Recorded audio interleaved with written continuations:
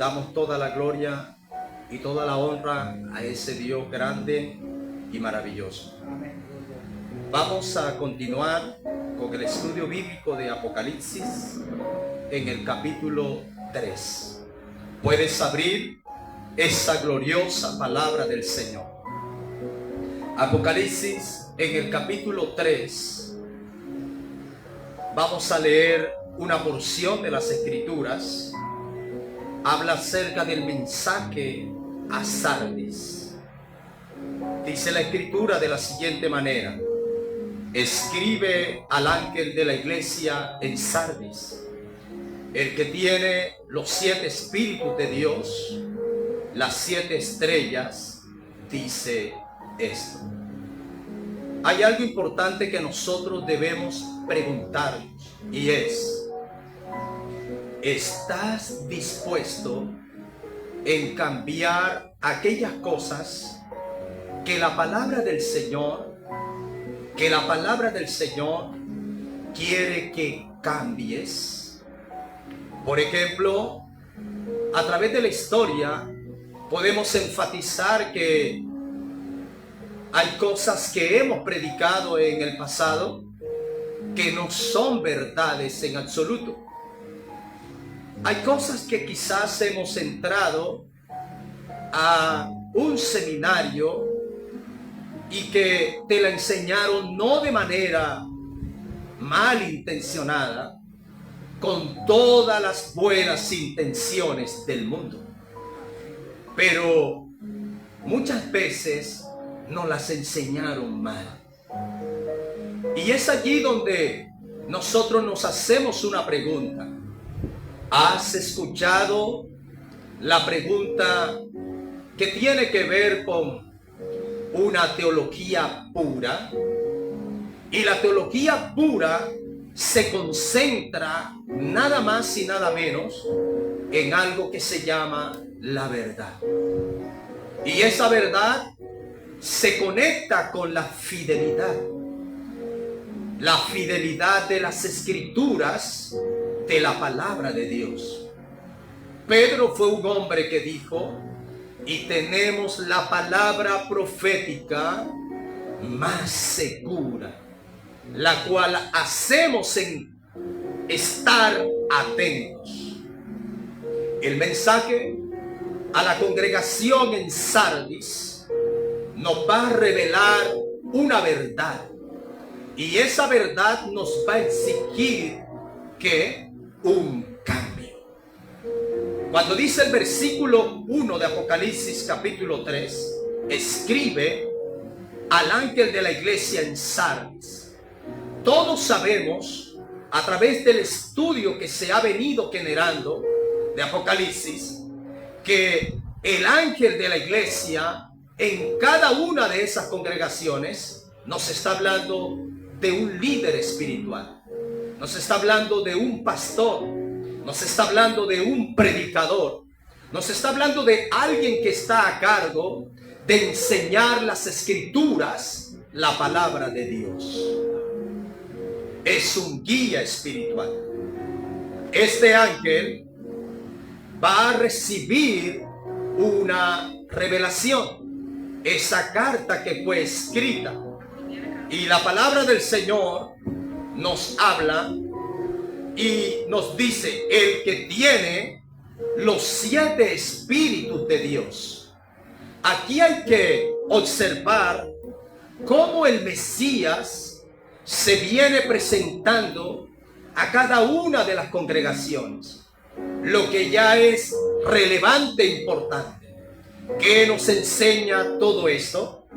Nos enseña que el Mesías, Él se presenta a cada congregación de una forma diferente, lo cual determina que hay un mensaje para la iglesia en Éfeso, hay un mensaje para la iglesia en Esmirna, hay un mensaje para la iglesia en Pérgamo, hay un mensaje para la iglesia en Tiatira, hay un mensaje para la iglesia en Sardis. Y es lo que nosotros debemos analizar, que cada mensaje es específicamente para cada una de esas congregaciones. Pero lo que nosotros como iglesia no podemos pasar desapercibido, que es que el mensaje, pese a que es específico para cada una de estas congregaciones, también es para nosotros. También es para cada uno de nosotros. Por lo tanto, la forma y la manera de ese mensaje llegar a cada una de las congregaciones nos revela algo. ¿Qué nos revela? Nos revela la forma y la manera general de ver a la iglesia.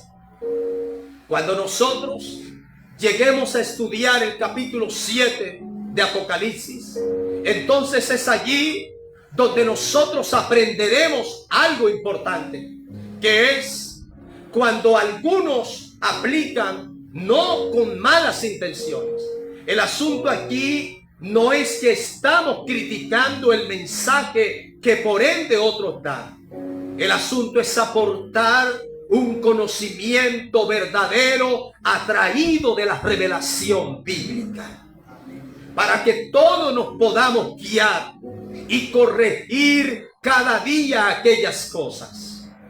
Por lo tanto, el mensaje a cada una de las 7 congregaciones no está hablando de un mensaje dispensacionalista. No está hablando, aleluya, acerca de 7 edades o periodos dispensacionales o escatológicos. Cuando lleguemos a estudiar el capítulo 7 de Apocalipsis, nos daremos cuenta que no es en el sentido que cuando suceda el arrebatamiento de la iglesia, entonces en el arrebatamiento van a haber personas o creyentes como a la congregación en Éfeso, como a la congregación en Esmirna, como a la congregación en Pérgamo, como a la congregación en Tiatira, en Sardis, en Filadelfia, la Odisea. No. Son las cosas que debemos nosotros aclarar en las Escrituras. Es más, se nos ha enseñado a través de la historia, y usted lo puede corroborar, que cuando se estudia desde el capítulo 1 hasta el capítulo 3 de Apocalipsis, muchos enfatizados en sus propias percepciones nos enseñan que hasta el capítulo 3 es que Dios le habla a la iglesia, porque desaparece la palabra iglesia y se deja de hablar de la iglesia. Y en esa observación inadecuada se dice que ya el mensaje del capítulo 4 en adelante ya pasa a otro grupo de personas. No es correcta la posición. El mensaje de Apocalipsis es un mensaje para toda la congregación, para toda la iglesia. ¿Por qué? Porque Dios nos revela desde el principio hasta el fin las cosas que van a suceder, pero Dios es enfático en el libro de Apocalipsis a revelarnos en el capítulo 1 la identidad del Mesías, porque es la forma y la manera en que Dios quiere que le conozcamos al Mesías. ¿Por qué? Porque el hecho de nosotros conocer verdaderamente a Jesús, eso implica ser salvos. Pero el hecho de nosotros no conocer a Jesús en su identidad mesiánica como Dios, implica quedarnos detrás de la puerta. Jesús, ¿cómo se presenta a la congregación en Sardis? El que tiene los 7 espíritus de Dios. Esta palabra es una titularidad mesiánica que nos habla y resalta que solamente el Mesías es el que tiene esa dimensión de aguardar los 7 espíritus de Dios. Y la palabra para 7 espíritus de Dios nos habla acerca de la santificación. La santificación, el rol que tiene el Espíritu de Dios es atraer santificación para su pueblo, para su iglesia. Pero debido a esa santificación, ¿cuál es el motor o el medio por el cual se genera esa santificación? El Mesías. Él es el que tiene los 7 espíritus de Dios. Sigue diciendo, y las 7 estrellas, dice esto. No solo el que tiene los 7 espíritus de Dios, sino también el que tiene las 7 estrellas.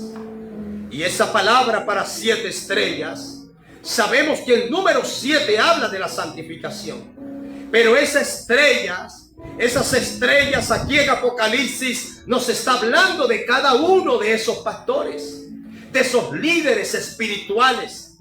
Y cuando habla de esas 7 estrellas, las tiene en su diestra. Lo que quiere revelarnos las escrituras es que cada pastor, que cada predicador, cada persona que lleva esa responsabilidad de enseñar, comunicar la palabra del Señor, está en las manos del Señor. ¿Qué dice? Yo conozco tus obras. Esta palabra implica el hecho que el Mesías conoce todo de nosotros. Pero esta palabra, cuando nos habla yo conozco tus obras, habla acerca de una evaluación. Él va a evaluar a esta congregación de Sardis. Él viene evaluando cada una de estas congregaciones. Y observemos, cuando Él dice yo conozco tus obras, Él en esta evaluación dice que tienes nombre. Y esta palabra para nombre es la palabra para identidad. Es la palabra para comunicación. Es la palabra para poder. Sin embargo, aquí está hablando que esta congregación en Sardis se identifica. ¿Cómo se identifica? Ella se identifica, tiene un nombre, y el nombre es de que vive. Esta congregación en Sardis manifestaba una identidad, y la identidad era que ellos decían que estaban vivos. Hoy vemos en la actualidad, igual como esta congregación en Sardis, el hecho que muchas congregaciones y creyentes piensan que están vivos porque tienen un nombre, una identidad. Ellos se identifican por estar vivos. Gloria a Dios, por ser una iglesia, una congregación avivada. Pero ¿qué es el avivamiento? ¿Qué es estar vivo? La parte que contrasta esto para entenderlo es cuando el mismo Mesías, el que tiene los 7 espíritus de Dios, a esta congregación que se identifica, que se manifiesta por tener el nombre de que vive, Él le dice, y estás muerto. ¿Qué es estar muerto para Dios? Debemos detenernos por un momento y poder comprender a profundidad de esta escritura. Nosotros creemos que el estar vivo es cuando procuramos en medio nuestro la manifestación de los dones del Espíritu. Procuramos tener un nombre de estar vivo cuando nosotros tenemos en eventos sobrenaturales movimientos del Espíritu de Dios. Sí, pero es algo muy básico. El estar vivo para Dios es tener conocimiento de la profecía bíblica. Lo que da a entender es que cuando nosotros podemos estar llenos de dones, podemos estar llenos de ministerio, podemos estar llenos de palabra, podemos ir a anunciar la palabra del Señor, predicar el evangelio de Dios. Pero el hecho de nosotros predicar la palabra de Dios sin verdad te hace estar muerto. Porque desconoces la profecía bíblica. El 99% de las personas que predican el evangelio hoy desconocen la profecía bíblica. Desconocen las escrituras porque se han dedicado a anunciar, a pregonar un evangelio sensacionalista que busca acomodar a las personas sin generar ningún cambio. La pregunta que quiero hacerte es: ¿estarás dispuesto en comprometerte en que la mayoría no te invite por llevar una palabra de verdad? Eso es lo que califica guardar y predicar esa verdad. Es que muchos no van a querer cambiar esa verdad por lo que llevan. El Mesías dice: yo conozco tus obras, que tienes nombre de que vives y estás muerto. Él le dice a esta congregación, comienza a recomendarle algo. ¿Qué le recomienda? Después de darle una dura exhortación. La iglesia a la cual Dios, el Mesías, le habla fuertemente es a la congregación de Sardis. Y él le da una recomendación, le dice: sé vigilante. La palabra para estar vigilante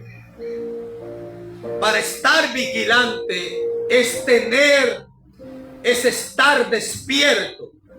Y estar despiertos en el espíritu indica conocer todo lo que tiene que ver con las señales proféticas, porque puedes observar que el propósito de la palabra y de la profecía radica en el cumplimiento del gobierno de Dios cuando se establecerá sobre la faz de la tierra. Alma mía, alaba al que vive por los siglos de los siglos. Sé vigilante. Si nosotros miramos el paralelismo de esta palabra en segunda de Tesalonicense, en el capítulo 5, Pablo habla acerca de esto y dice: pero acerca de los tiempos y de las ocasiones no tenéis necesidad, hermano, de que os escriba. Porque vosotros, ¿por qué le dice esto a la iglesia en Tesalónica? Porque vosotros sabéis perfectamente que el día del Señor vendrá así como ladrón en la noche. Vamos a observar qué es lo que la palabra de Dios nos está enseñando. Sé vigilante, volvamos a Apocalipsis, para luego ir relacionándonos con Tesalonicense.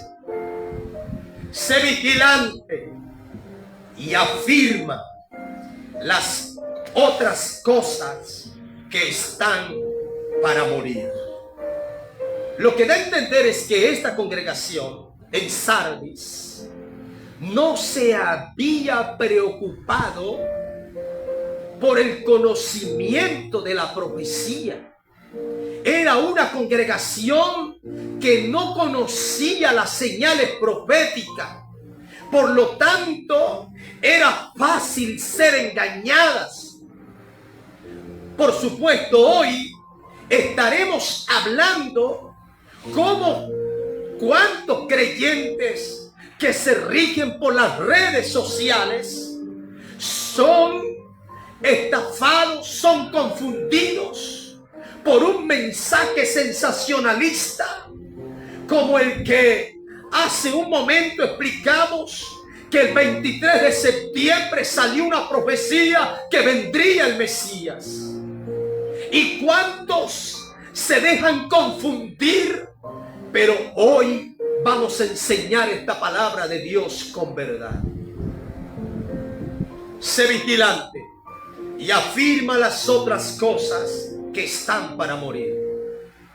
¿Qué es aquello que está para morir? Tiene que ver con que este pueblo no tenía ese conocimiento exhaustivo de la profecía bíblica, de las señales proféticas. Ahora habrían otras cosas que estaban en riesgo. Y el Señor se preocupa y le dice: afírmalas, retómalas, no las dejes morir. Gloria a Dios. Él no quiere que nosotros nos perdamos, porque no he hallado, Él le dice a esta congregación, no he hallado tus obras perfectas delante de Dios. Resalta esa palabra en la Biblia, porque cuando dice no he hallado tus obras perfectas delante de Dios, ¿a qué se refiere?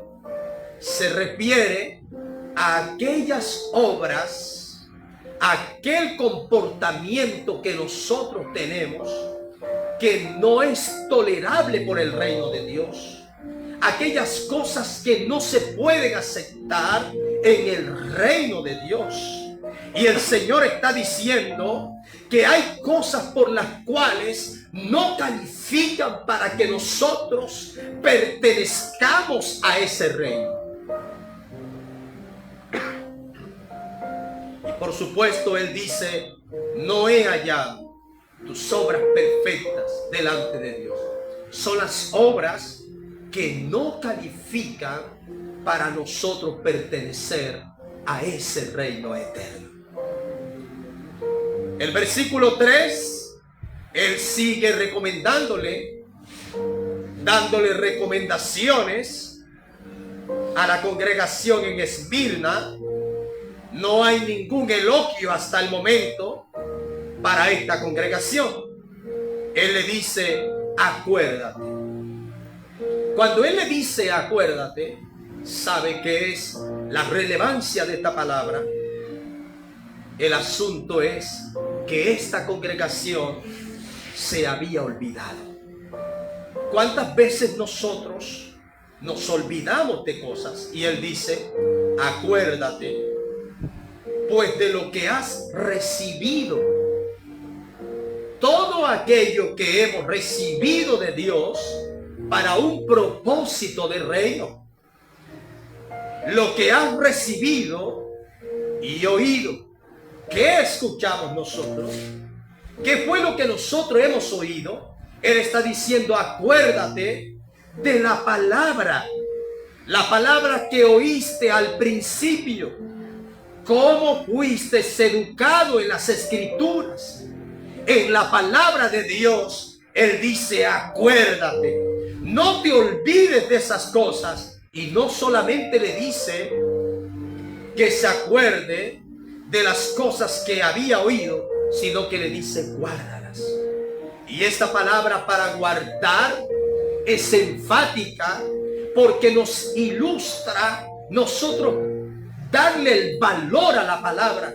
Esa palabra para guardar implica cuando un ejemplo material acá, cuando a ti te regalan, te dan, te entregan algo y tú lo guardas. Esa persona que te regaló aquello, al ver que tú lo guardas, lo conservas. Eso es un indicador relevante para aquella persona que tú lo has valorado. El Señor, Él quiere que esta congregación valore la palabra, valore la profecía bíblica, pero nos hemos olvidado. Recuerdo en alguna instancia que alguien en el Señor, un ministro del Señor, estábamos comenzando el ministerio y alguien me dijo: pero tú te comprometes a predicar y a explicar cosas que son muy difíciles. ¿Por qué haces eso? Deja de hacer esas cosas. No respondí absolutamente nada. Pero escúcheme algo. Cuando Dios te entrega una responsabilidad del reino, no te puedes detener escuchando a los hombres antes que escuchar a Dios. Creo que es nuestro deber, es nuestra responsabilidad enseñar esta palabra de Dios con verdad.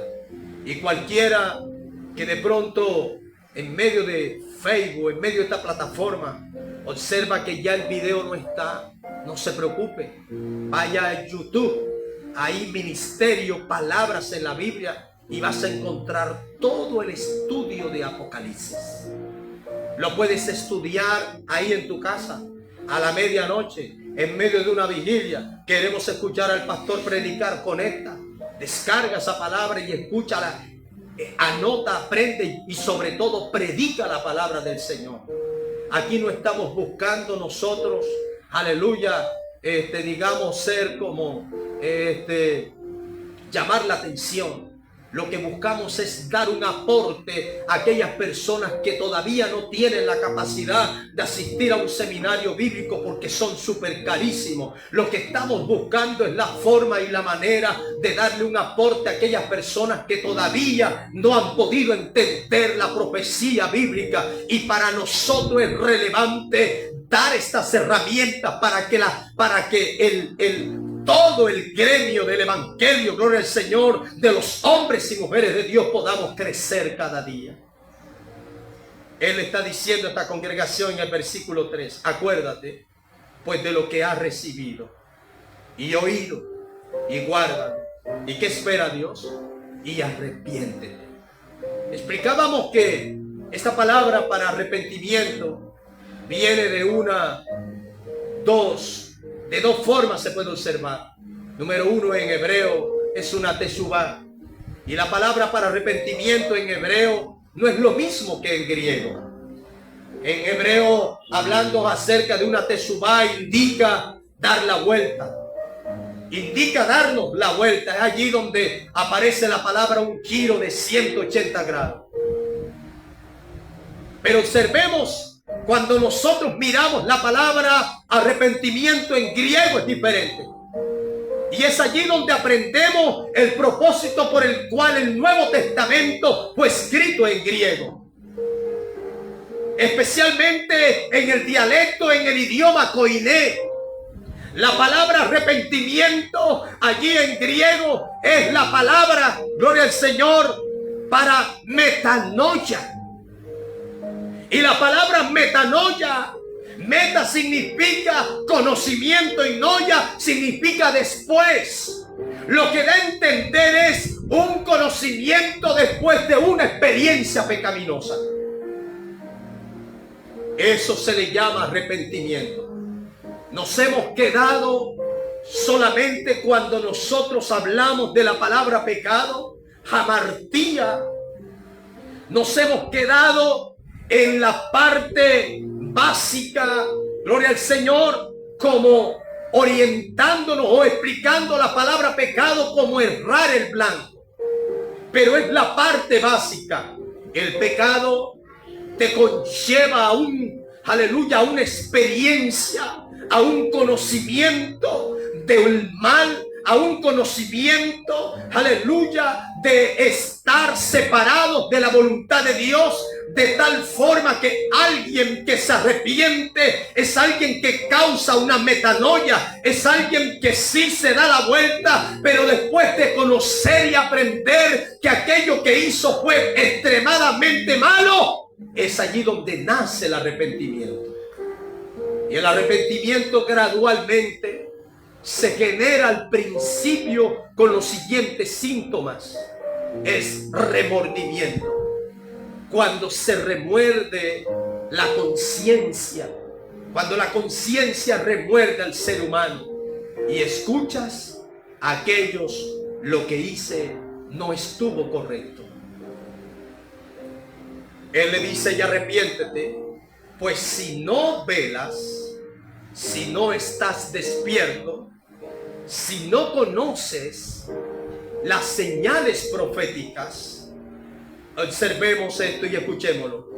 Vendré sobre ti como ladrón y no sabrás a qué hora vendré sobre ti. Hace un momento, cuando nosotros abrimos en segunda de Tesalonicenses en el capítulo 5, ¿sabe qué dice Pablo a los de Tesalónica? Pues acerca de los tiempos y de las ocasiones no tenéis necesidad, hermano, de que os escriba. ¿Por qué le dice eso? Si nosotros no vamos a explicarlo acá, porque sería lo mismo que estuviéramos explicando Apocalipsis, no estamos explicando Tesalonicenses. Pero la Biblia se explica toda igual. Este versículo, ¿por qué Pablo dice, no tengo necesidad, hermano, de que os escriba? Yo como pastor quisiera hallarme en esa condición de tener una iglesia como Tesalónica. Lo que está diciendo es que ya esta palabra no había necesidad de escribirla porque ya los profetas la habían escrito. Y que cada uno de ellos la conocían. La palabra profética. Ellos no eran ignorantes. Está hablando que estaban a la expectativa, que ellos estaban perplejos, estaban vigilantes, sobrios. Y la sobriedad, la perplejidad, el estar despierto espiritualmente para Dios, el ser vigilante para Dios, el estar vivo para Dios, es nada más y nada menos que conocer la profecía bíblica, conocer los tiempos y las ocasiones, los eventos escatológicos. Pero cuánta congregación, cuánto líder hoy lo que predica no sabe, no lo entiende. Versículo 2 de 2 Tesalonicenses capítulo 5 dice, porque vosotros sabéis perfectamente, dice Pablo, perfectamente que el día del Señor vendrá así como ladrón en la noche. Si nosotros hoy le preguntamos a la iglesia, con relación a la venida del Señor, ¿sabe qué nos responde? ¿Sabe cuál es la respuesta que el creyente en ese conocimiento puede dar acerca de la venida del Señor, en este caso del arrebatamiento? Dicen, bueno, para mí la venida del Señor será como ladrón en la noche. Dios no quiere que nosotros respondamos esas cosas. ¿Cómo así, pastor? Si eso es lo que está escrito en la palabra. No, debemos interpretar. Dice, porque vosotros sabéis perfectamente que el día del Señor vendrá así como ladrón en la noche. Vamos a mirar, lo dice de esa forma, y vamos a mirar cómo él aclara. Si nosotros debemos pensar que el arrebatamiento será una venida como a ladrón en la noche para la iglesia, y no es así. Cuando digan paz y seguridad, entonces vendrán sobre ellos destrucción repentina como los dolores de la mujer a la mujer encinta, y no escaparán. Mas vosotros, observe, mas vosotros no estáis en tiniebla para que aquel día os sorprenda como ladrón. ¿Es claro o no es claro? Es clara la escritura. Cuando un creyente se levanta en la congregación, aleluya, aquí, y dice, para mí yo opino que la venida del Mesías es como ladrón, indica que tú andas en la noche y que no andas a la luz del día. Andar a la luz del día es andar al conocimiento de las escrituras, es entender y comprender los tiempos y ocasiones, los eventos escatológicos, tener conocimiento de las señales proféticas, cuándo sucederán. Pasamos al capítulo 3 de Apocalipsis.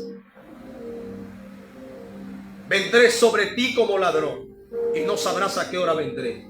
Ahora sí podemos entender por qué Jesús le habla a la congregación en Sardis de esta manera. Es porque la congregación en Sardis tenía un problema. Y el problema es que ellos se identificaban por tener nombre de que vivían. Y eso lo vemos hoy. Lo vemos hoy en la congregación de hoy. Y quienes tienen la culpa de eso es el ángel de la iglesia.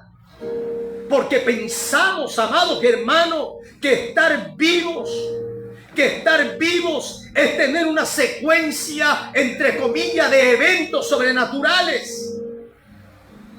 La congregación hoy, aleluya, y el liderazgo hoy, para mantener a una congregación, entre comillas, de viva, necesitan meterle una cantidad de cosas a la congregación, de actividades que no están registradas en la Biblia.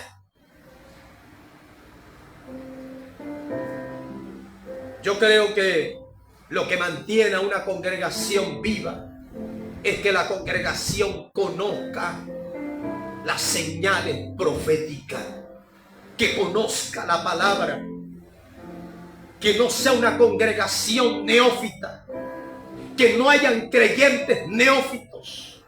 Pero cuando hay un creyente neófito, porque su pastor es neófito, porque su líder es neófito, porque se desconoce lo que tiene que ver las señales proféticas.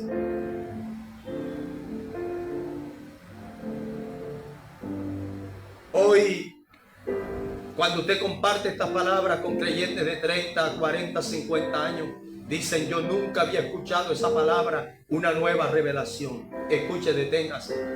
Usted está equivocado. La Biblia no es una nueva revelación. La palabra de Dios, el Antiguo Testamento fue escrito en una etapa de 1000 años. Y la Biblia en todas las generaciones y edades fue escrita en un periodo de 1500 años. Y hasta la edad han pasado más de 20 siglos. Por lo tanto, hay aclaraciones lógicas que la palabra de Dios no es una revelación nueva. Dios no es un Dios de nuevas revelaciones. Dios es un Dios que dio una revelación. Lo que sucede es que para nosotros es algo nuevo. Para ti quizás es algo nuevo, pero Él nos dice: buscad la senda antigua. Es que ahí es donde está el problema, porque estamos buscando en cosas nuevas, experimentando cosas nuevas. Hay que experimentar la estructura de Dios.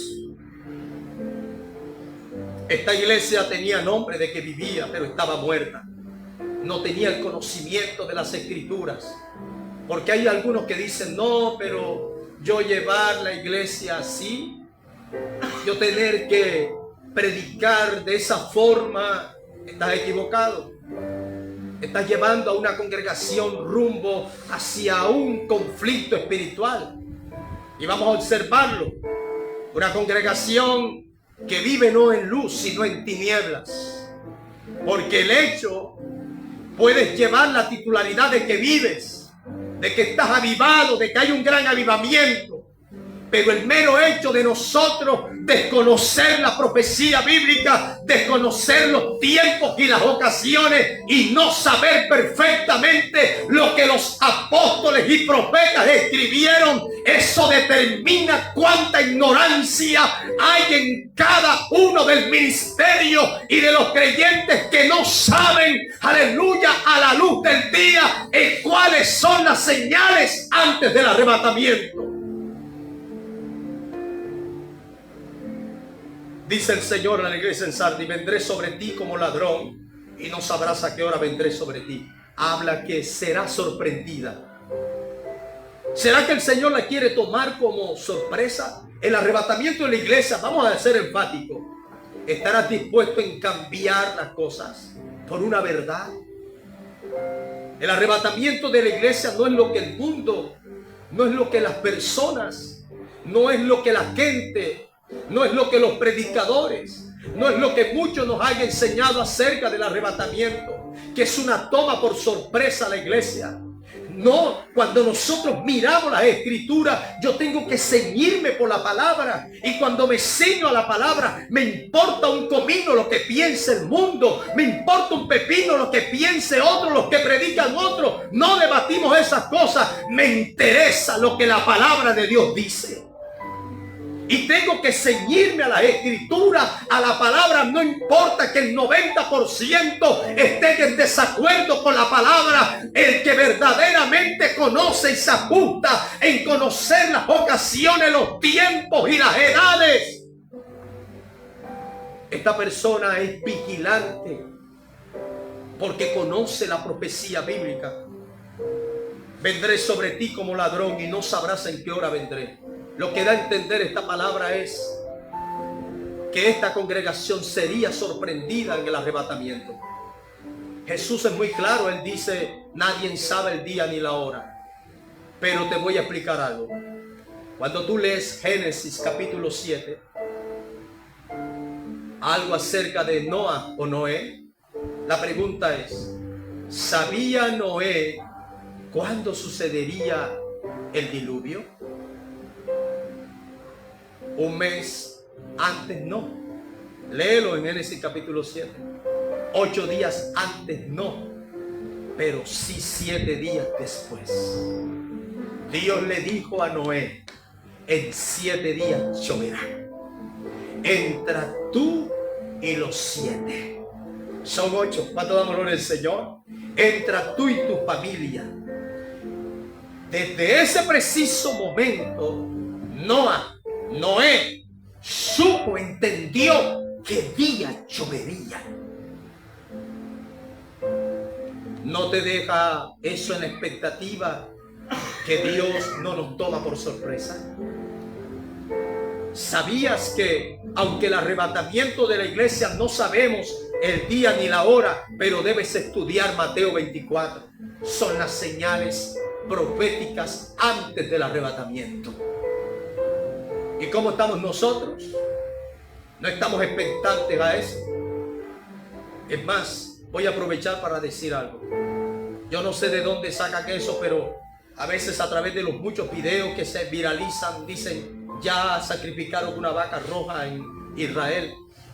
Y personas que están en Israel, ellos no tienen conocimiento de esa vaca roja que están sacrificando. Le están dando una mentira al mundo, y los creyentes de hoy, por desconocimiento a la palabra profética, ellos siguen todas esas, esas falsedades. Hay que seguir la palabra de Dios y estar a la expectativa del cumplimiento de la palabra. Por lo tanto, la iglesia no será sorprendida en el arrebatamiento. Eso debes tenerlo en cuenta. La iglesia no será sorprendida en el arrebatamiento. Dice, y no sabrás a qué hora vendré sobre ti. El Señor le está mandando que se arrepienta. Pues si no velas, está hablando de estar a la expectativa de tener ese conocimiento. Gloria a Dios. Pues si no, vendré sobre ti como ladrón. ¿Para quién vendrá el Mesías como ladrón? No para la iglesia. Vendrá para todos aquellos que no tienen nada que ver con Dios. Para aquellos que no esperan al Mesías. Para aquellos que no se están preparando para nada. Para aquellos que solamente se preparan para ir cada sábado, cada domingo a la discoteca, a la miniteca, donde sea, al prostíbulo. Para ellos vendrá el arrebatamiento de la iglesia, sucederá como a ladrón. ¿Por qué como a ladrón? Porque está hablando de aleluya, cuando el ladrón entra es porque tú te duermes, es porque pasas desapercibido las cosas. Pero una iglesia expectante, una iglesia, aleluya, que no solamente se deja llevar de la identidad de que está viva, no, hay que estar vivos y despiertos en el conocimiento de las escrituras, de la palabra del Señor. Él le dice en el versículo 4, pero tienes unas pocas personas en Sardis que no han manchado sus vestiduras. Hay algo importante, y es que tú puedes ver una congregación en el siglo XXI como Sardis, un ejemplo, avivada, la ves con un crecimiento dinámico, físico, 200, 300, 500, 1000 personas. Pero ¿qué dice Dios? Ese es el avivamiento para el ser humano. Pero el avivamiento para Dios es que hay pocas personas en Sardis que no han manchado sus vestiduras. La iglesia aquí pueden haber 100, pero de los 100, 10, de 1000, 100, de 100, 5. De 10, 1. Bendita gloria del Señor. Habían pocas personas en Sardis que no han manchado sus vestiduras. Es decir, ellos se mantenían firmes en el conocimiento de la profecía. No se habían dejado manchar. Ellos no habían cambiado para mal. Ellos se mantenían firmes. Y andarán, dice el Señor, andarán conmigo en vestiduras blancas, porque son dignas. Y esa palabra, cuando dice andarán conmigo en vestiduras blancas porque son dignas, voy a explicarte algo. Cuando nosotros sucede el arrebatamiento de la iglesia, que no será una sorpresa para personas como estas que no han manchado sus vestiduras, vamos a explicar qué tiene que ver el hecho de manchar las vestiduras. La palabra vestido o vestidura en Apocalipsis habla de las obras. Tiene que ver con obras que no están en desacuerdo con Dios, sino que cumplen el calificativo de andar en el orden de Dios. No es que esta congregación se salva pese a sus obras. Nosotros somos salvos por gracia. Sino es que pese a ese esfuerzo, a esas obras, el Señor recompensará. Alma mía, alaba al Señor. Recompensará a esta congregación, dice, andarán conmigo en vestiduras blancas porque son dignas. Esta palabra andarán conmigo es importante. A través del estudio de Apocalipsis vamos a llegar a aprender, hermano, el cielo, nuestra vida en el cielo no será eterna. Eso lo llegaremos a estudiar en el libro de Apocalipsis, así que no se muevan. El cielo para nosotros no será eterno. Eso violenta tu teología. Eso violenta la posición que tienes. ¿Cómo así? Tienes que estudiar la Escritura. El hecho cuando Él dice, andarán conmigo en vestiduras blancas, es lo que la palabra de Dios resalta en 1 Tesalonicenses capítulo 4, hablando que estaremos siempre con el Señor. Y el hecho de estar siempre con el Señor da a entender que cuando suceda el arrebatamiento nos iremos, pero no estaremos eternamente y para siempre en el cielo. Regresaremos para estar por 1000 años sobre la faz de la tierra. Y de ahí estaremos siempre con el Señor. Cuando venimos a ver el cielo y la tierra pasarán. Es algo que debes observar a través de la Escritura e ir analizando cómo es que vas a predicar la palabra del Señor, ajustándote a una verdad de las Escrituras. Dice, andarán conmigo en vestiduras blancas porque son dignos.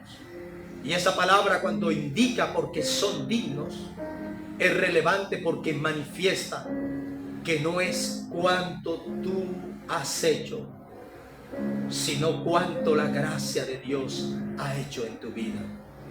Que lo único que puedes hacer es caminar en el Señor. Caminar en el Señor, mantenerte firme en esa fe. Versículo 5. El que venciere será vestido de vestiduras blancas. Esta palabra indica la justificación. Habla de la justificación.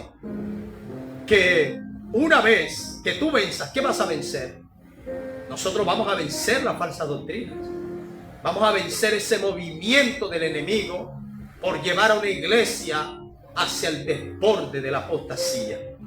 El que venciere será vestido de vestiduras blancas, es decir, de dignidad, la justificación, de pureza. Y no borraré su nombre del libro de la vida. Aquí quiero que te detengas y prestes atención a esta palabra. Y no borraré su nombre del libro de la vida. La pregunta es, ¿cuándo nuestro nombre fue escrito en el libro de la vida? El nombre nuestro fue escrito en el libro de la vida desde siempre. Cuando nosotros nacimos, llegamos a este planeta Tierra, nuestro nombre estaba inscrito, ha estado inscrito en el libro de la vida. Pero ¿qué sucede? El Señor, cuando le dices a Sardis, y no borraré su nombre del libro de la vida, es entregándole como recompensa que su nombre no será borrado. ¿Recuerdas la palabra cuando Él le dijo, afirma las otras cosas que están para morir? ¿Qué nos revela eso? Nos está revelando, está bien, no tienes conocimiento de mi palabra, de las escrituras, pero hay otras cosas que no puedes dejar morir, porque si dejas morir esas otras cosas, entonces vas a llegar a una instancia que tu nombre va a ser borrado del libro de la vida. Y la pregunta es, ¿quién es el que permite, el que hace que Dios borre su nombre del libro de la vida? Las acciones humanas. El hombre, cuando le dice no a Dios, no al plan de redención, cuando las personas deciden en su corazón no seguir el evangelio, no continuar este camino de santidad, este camino de puerta estrecha, su nombre es borrado del libro de la vida. El mismo hombre, con sus acciones de morir a esa voluntad de aceptar que necesitan a Dios.